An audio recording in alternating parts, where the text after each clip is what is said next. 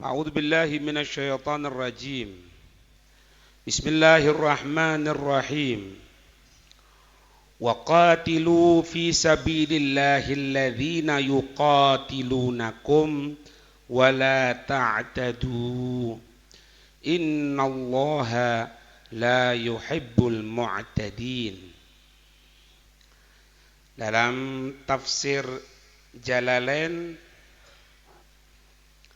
walamma sudda Rasulullah sallallahu alaihi wasallam 'anil Baitul Haram bil Hudaybiyah fi ami Hudaybiyah wa salahal kuffaru ala alla ya'ud al-am al-qabila wa yukhlu lahu Makkah thalathata ayyamin wa tajahhaza li umratil qada wa khafu alla tafi Quraisyun wa yuqatiluhum wa karihal muslimuna qitalahum fil harami wal ihrami wasyahril haram.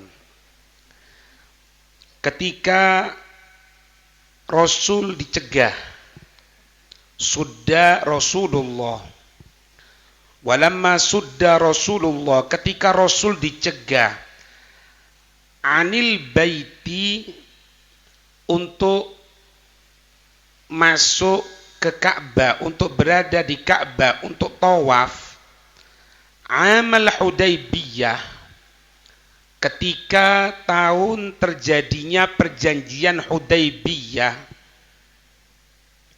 wasalahal kuffaru, maka ketika itu mengadakan perundingan. Siapa? Orang-orang kafir. Diambil kesepakatan apa? Ala atas ayya'udal amal qabil, dibatasi untuk kembali tahun depan baru melaksanakan umroh. Tapi tidak dibiarkan dalam keadaan sia-sia seperti itu. Wa yukhlu lahu Makkah thalathata ayyamin.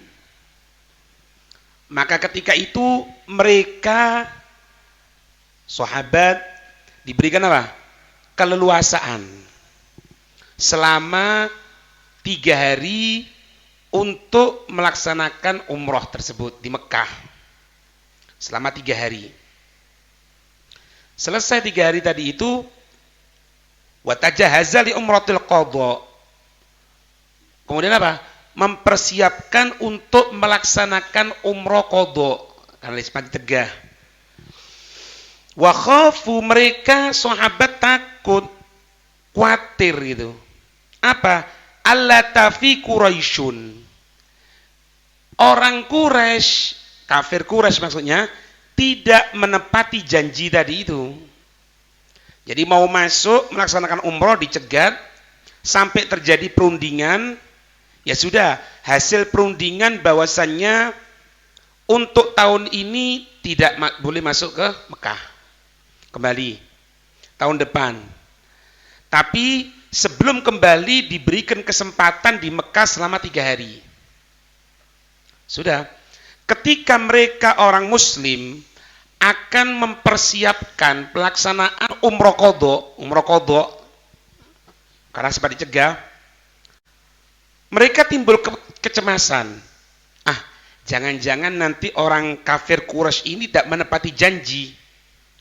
Justru wa yuqatiluhum. Jangan-jangan nanti orang kafir Quraisy ini memerangi mereka. Ya apa ini? Ada Rasulullah dan lain sebagainya. Orang Muslim bukan takut perangnya, bukan. Mereka dikatakan apa? Wa karihal muslimuna. Orang-orang Muslim itu tidak menyenangi qitalahum, memerangi mereka orang kafir.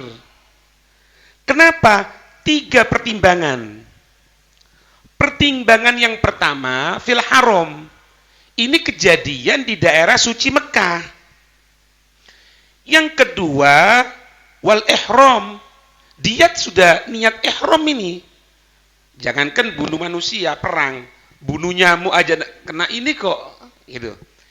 Yang ketiga, wasyahril haram.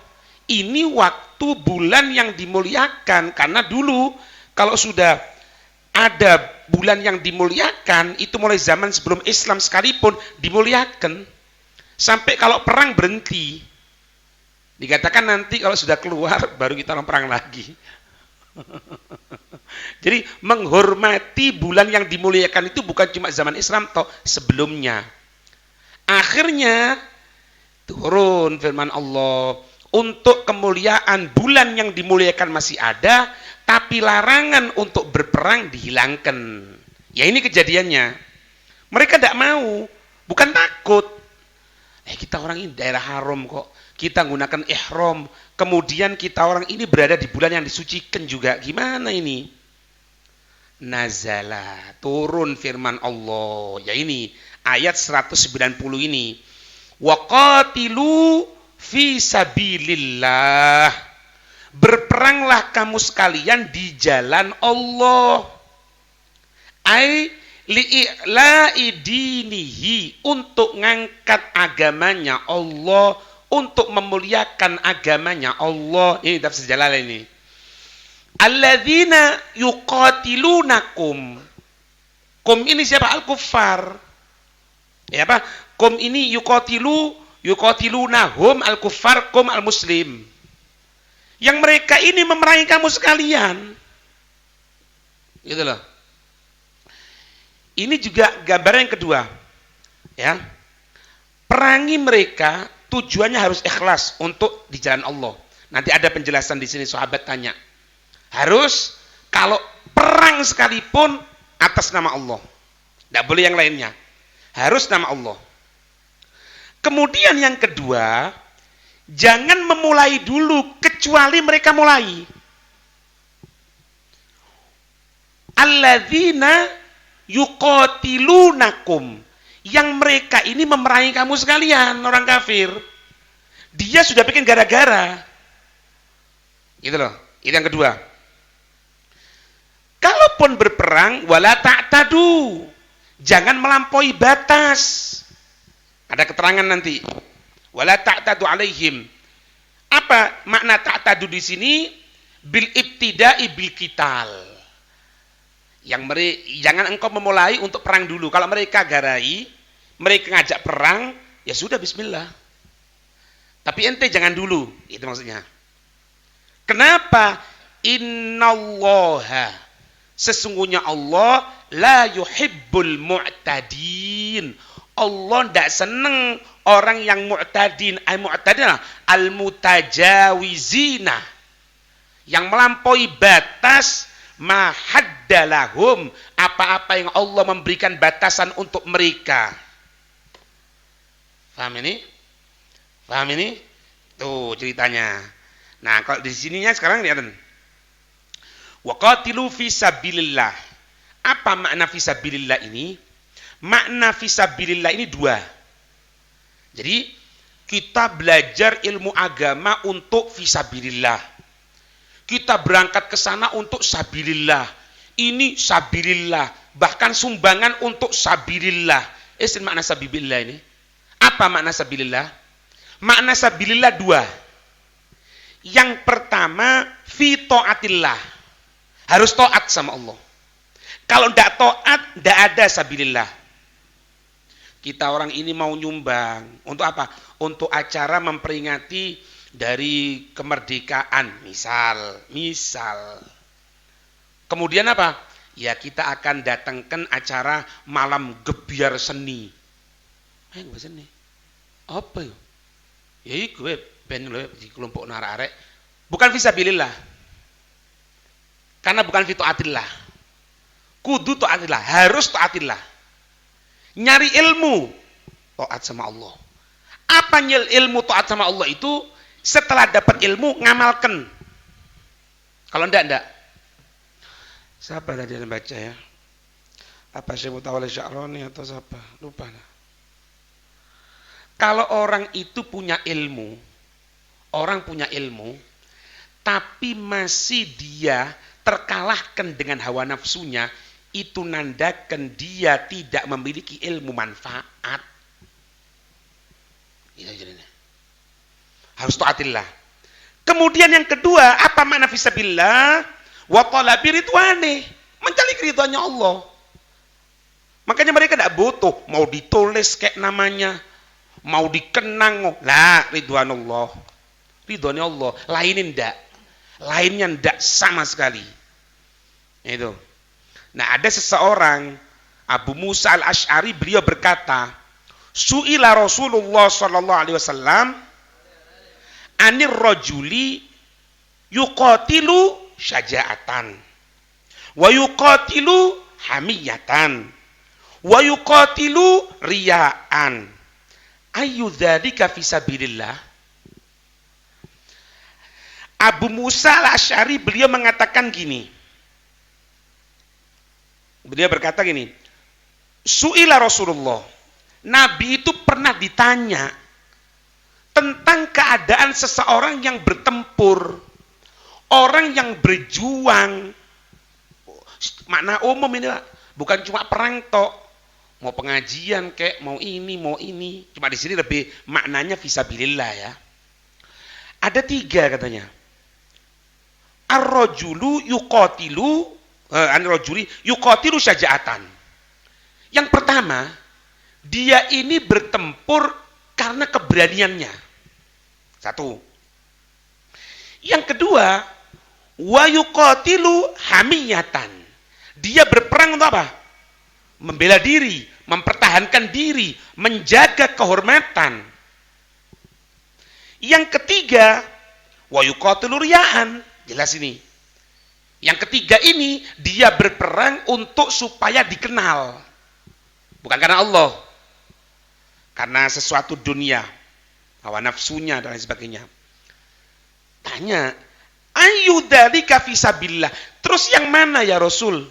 Di antara 3 orang ini, yang dia ini terhitung di jalan Allah. Apakah yang karena keberaniannya? Apakah yang untuk mengorbankan, untuk menjaga kehormatan dirinya, mempertahankan? Atau yang untuk riya? Jawaban Nabi dari 3 pertanyaan 1 tok, Pak. 1 tok dari 3 ini. Dan itu paten. Apa sabda Nabi? Faqala Rasulullah sallallahu alaihi wasallam, man qatala litakuna kalimatullahi yal ulya. Siapa orang yang qatala, yang dia bertempur, yang dia berjuang, litakuna, supaya menjadi apa? Kalimatullah, tanda-tanda kebesaran Allah, agamanya Allah, kemuliaan Allah. Untuk itu yang memang kalimat Allah yal ulya, yang tinggi, fahuwa fisabilillah. Wis, dia fisabilillah. Ini mana berjuang, Pak? Ini mana belajar?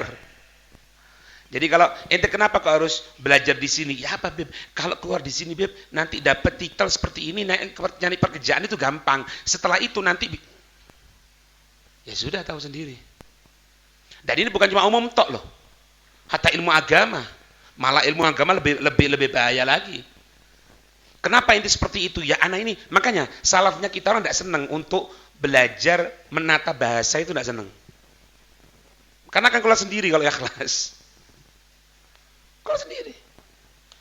Sekarang Pak, kalau majelis yang ramai, majelis ribuan yang hadir, itu kira-kira kalau orang cerita misalnya di pengajian itu cerita gini, saya membeli ikan di pasar. Ana beli ikan di pasar itu tujuannya setelah ana beli, saya berikan kepada istri untuk dimasak, untuk dinikmati. Ternyata setelah itu, setelah dimasak, istri saya lupa. Itu nasi jadi, itu ikan jadi hangus.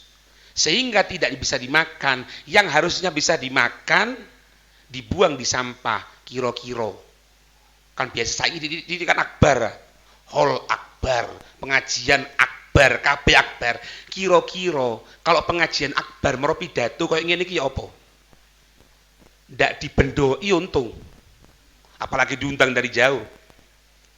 Tapi kalau sudah ikhlas yang ngomong, Omongan seperti ini bisa membuat audiensnya, pendengarnya bukan cuma nangis, bukan cuma pingsan, bahkan dalam majelis tadi itu keluar 7-12 jenazah.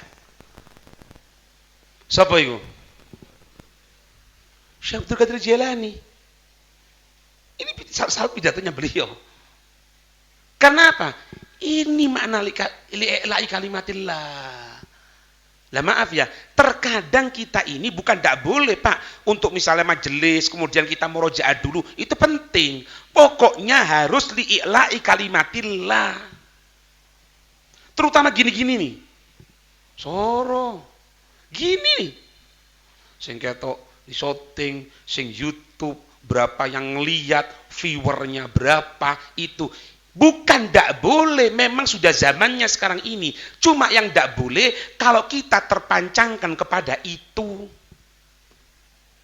Itu yang bahaya. Ketika ditanya, mana yang berperang? Untuk keberanian, belum tentu. Untuk pertahanan diri, belum tentu. Nah, untuk riya jelas lah. Yang dia tadi itu bertempur untuk meninggikan kalimat Allah. Allah yang berhak, yang pantas untuk memberikan balasan sama dia. Bukan orang lain nanti. Jangan khawatir. Beberapa waktu yang lalu kita orang baca keterangan di situ, Imam Ghazali mengatakan apa? Cuma berat ini. Cuma berat. Apa katanya beliau? Kamu kalau ngajar itu, jangan berharap orang itu ada balasan atau tidak, terserah. Meskipun secara dohir sekarang ini dia kurang ngajar sama kamu, tetap aja kewajibanmu untuk ngajar.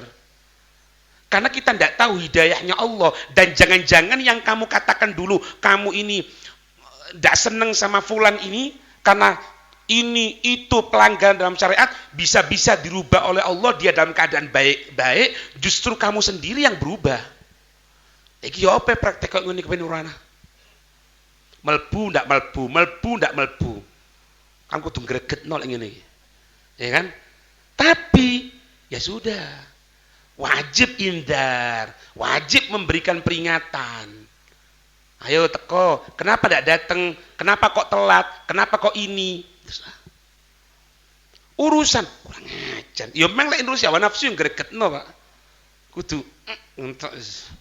kudune itu loh, kudune. Itu. Sampai anak pernah dapat satu cerita Hai Umar bin Hafid. Waktu pertama kali beliau ngajar, tapi udah praktek lagi. Lembek akap terus terang sudah kuat anak. Apa katanya beliau diceritakan, bukan beli, ada guru kita cerita. Itu di Syekh dulu, kan kalau belajar nahwu itu ba'dal maghrib, ba'da subuh. Setelah baca Widul Latif itu sebelum isyraq itu baca nahwu. Kemudian ya ini tahu sendiri. Nahwu waktu itu kan waktu enak-enaknya untuk baca Quran kan. Waktu enak-enaknya regut kan. Ini katanya satu guru kita orang, ini yang diajari Hai Umar ini 3 orang. Depannya itu. Ngajar nahwu, Hai Umar ini. Ngajar orang 1, 2, 3. Ngajar, Hai Umar jelaskan gini, ini tidur semuanya. Tidur. Nanti sekali waktu dibangunkan sama dia. Bangun. Mulai ini. Turu mana? Aduh. Allah. Iki Pak ya opo, Pak? Ngeten. Ambek moto abang. Ojo maning turu. Moto abang tok sing gregetno di ati. Iki turu lho. 3 Pak muridé, Pak. 3 lho.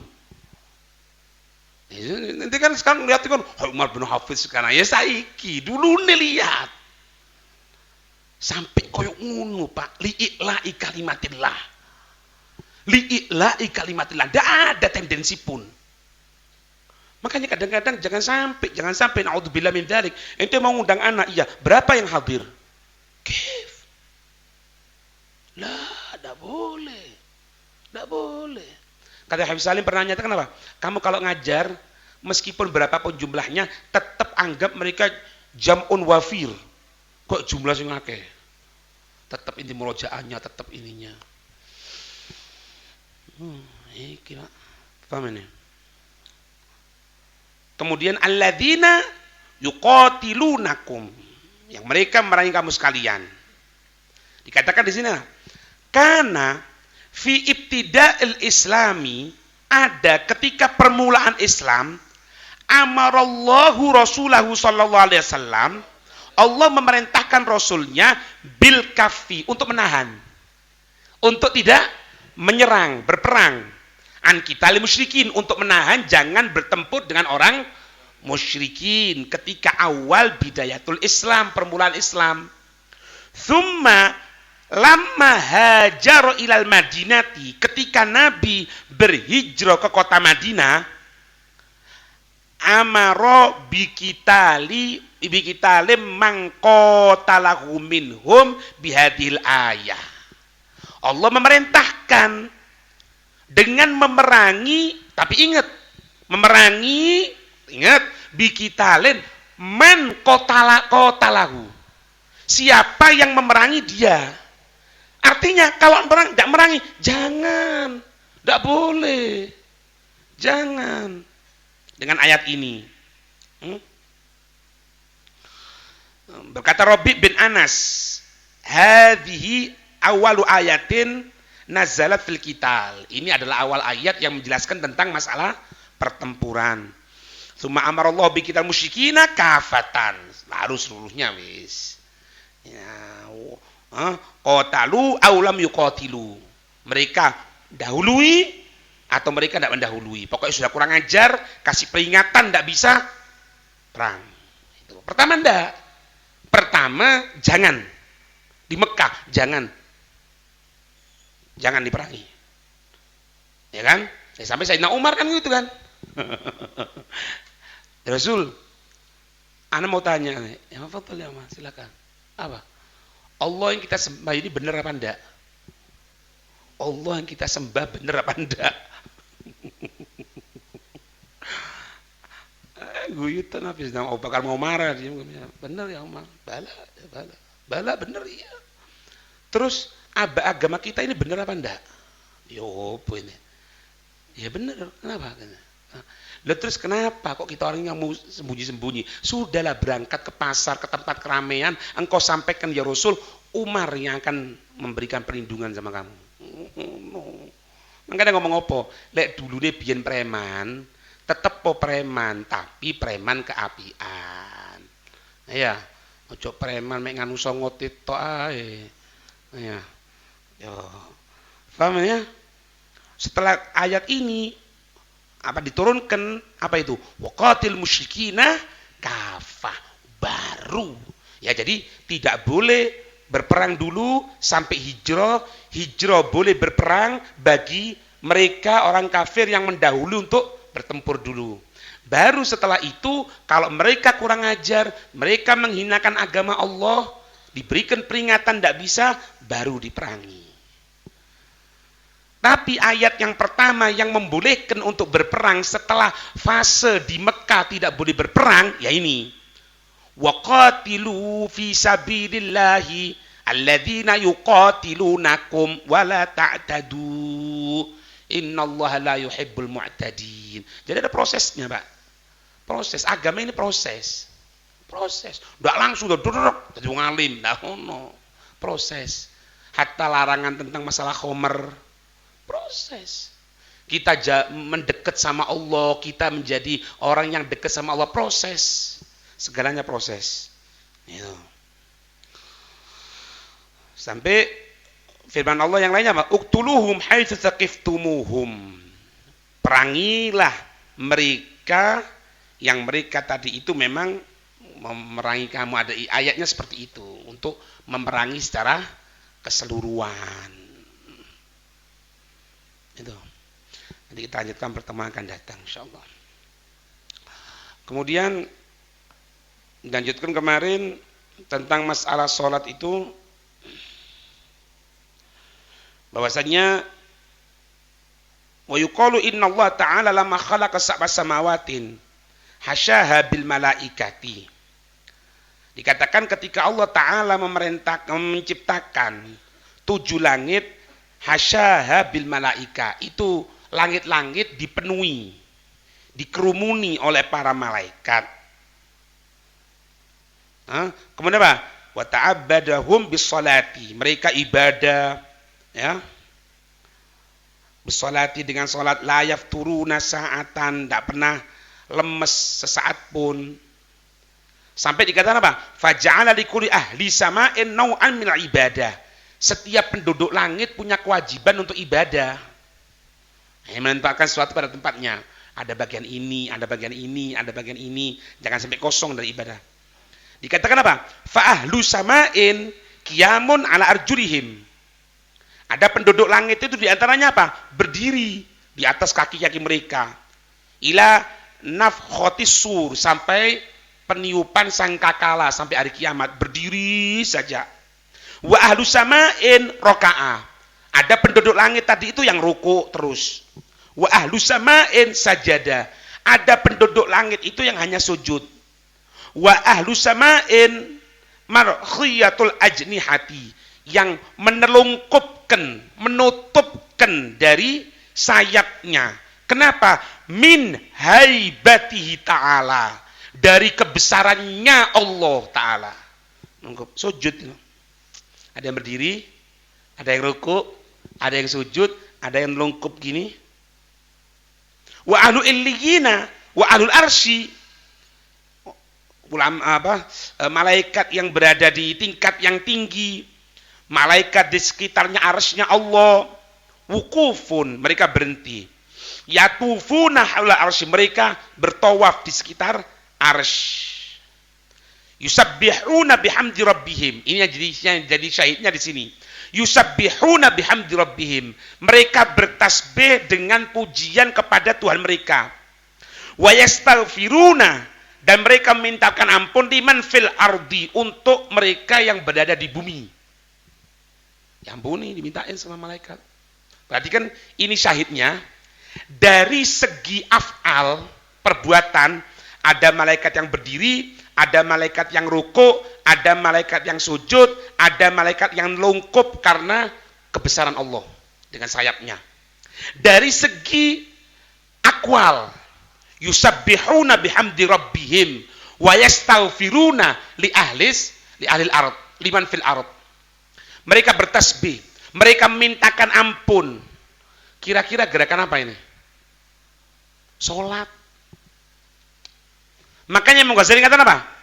Fajama'allahu kulla dzalika fi salatin wahidah. Allah mencakup semuanya itu di dalam satu solatan. Yaitu solat. Ada berdirinya, ada rukuk, ada sujud, ada tasbih, ada tahmid, ada minta ampun. Minta ampun apa? Di salat. Dia tadi sujud. Rabbighfirli warhamni wajburni warfa'ni warzuqni wahdini wa'afini wa'fu anni. Doa. Permintaan ampun. Loh, kalau permintaan ampun untuk penduduk bumi gimana, Beb? Ya salam. Assalamualaikum. Keselamatan ya. Assalamualaikum. Wajib mengucapkan. Semuanya dikumpulkan oleh Allah dalam sholat. Kenapa? Karomatan lil mu'minin, sebagai bentuk pemuliaan bagi orang yang beriman. Makanya siapa orang yang dia ini mendapatkan kesempatan untuk sholat, lebih-lebih berjamaah, lebih-lebih di masjid, berarti dia mendapatkan bagian dari karomatan minallah, kemuliaan dari sisi Allah. Kalau enggak. Dia tidak berhak. Makanya orang meninggalkan sholat, kebanyakan mati su'ul khotimah. Kenapa? Dia tidak berhak mendapatkan kemuliaan dari Allah. Karena sholat mediasi untuk kita. Yang lebih penting, mendapatkan bagian karomatan minallah. Kemuliaan dari Allah. Itu. Hatta yakuna lahum haddum min ibadati ahli samai. Sehingga ada untuk mereka penduduk bumi bagian dari ibadahnya penduduk langit. Jangan khawatir. Meskipun kita orang tinggal di bumi, tapi ibadah kita seperti ibadahnya penduduk langit. Lagi-lagi, karena apa? Karena Nabi kita, Nabi Muhammad. Ente lihat di Bejuri. Diperinci kan? Untuk sholat subuh khusus Nabi ini. Sholat duhur khusus Nabi ini, sholat asar khusus Nabi ini, sholat maghrib khusus Nabi ini, sholat isya khusus Nabi ini. Yang semuanya di mana? Nabi Muhammad. Untuk apa? Pemuliaan. Jangan salah. Paham ini ya? Wa zadahum al-Qur'ana yatslunahu fiha. Fiha fi shalah. Ditambahi lagi. Untuk apa? Untuk baca Quran dalam sholat. Kalau digambarkan tadi malaikat, ada yang bertasbih, ada yang beristighfar, si maca Quran, ndak ono di sholat. Tapi kita orang, penduduk bumi kita ini alhamdulillah sudah diberikan ibadahnya seperti malaikat, tasbihnya sama, istighfarnya sama, ditambahi baca Quran dalam sholat. Makanya wala aqulu alif lam mim harfun walakin alifu harfun wal lamu harfun wa mimu harfun. Perincian. Ente baca Al-Qur'an dalam sholat pahala besar. Setiap satu huruf satu kebaikan, apalagi kalau dalam keadaan berdiri. Satu huruf 100. Bayangno ente. Bismillahirrahmanirrahim berapa? 19. Enggak tahu 19 enggak salah. Itu bukan cuma bismillahirrahmanirrahim satu, enggak, diperinci 19 kali 100. Panjang umur sehat. Makanya Ramadan diniatkan mulai sekarang. Kalau tarawih jangan cepet-cepetan. Oh, keselau nih khairat, ndak mari-mari. Ndak mari-mari jane. Mari gak serioyon ndak tarawih wis. Kemuliaan, Pak, kemuliaan.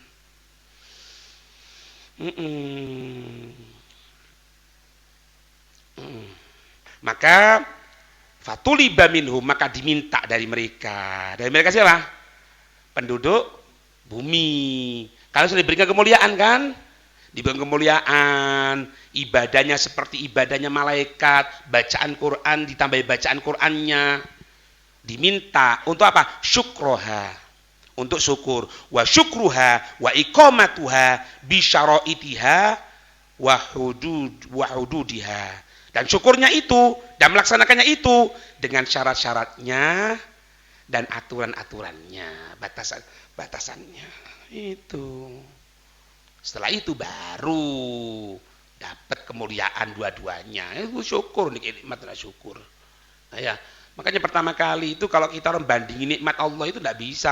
Pertama, Assalamualaikum warahmatullahi wabarakatuh. Alhamdulillah, enggak. Astagfirullah. Maksudnya gini Pak, astagfirullah.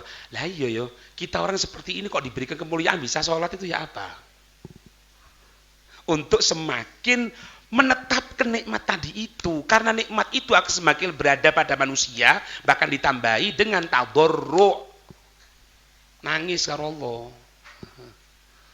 Maka Imam Ali Zainal Abidin ketika berada di Satril Ka'bah nangis orang lihat ini tawaf sopo ini, dilihat Imam Ali Zainal Abidin katanya, doa ya Allah jangan kau azab aku ya Allah jangan. Imam Ali Zainal Abidin akhirnya selesai ditanya, Imam kenapa engkau berdoa seperti itu, bukankah engkau ini adalah anaknya Sayyidina Husain, cucunya Sayyidina Fatimah, cucunya Nabi SAW, bahkan As-Sajjad. Katanya beliau, semakin engkau mengucapkan seperti itu, semakin aku merasa jauh dari Allah.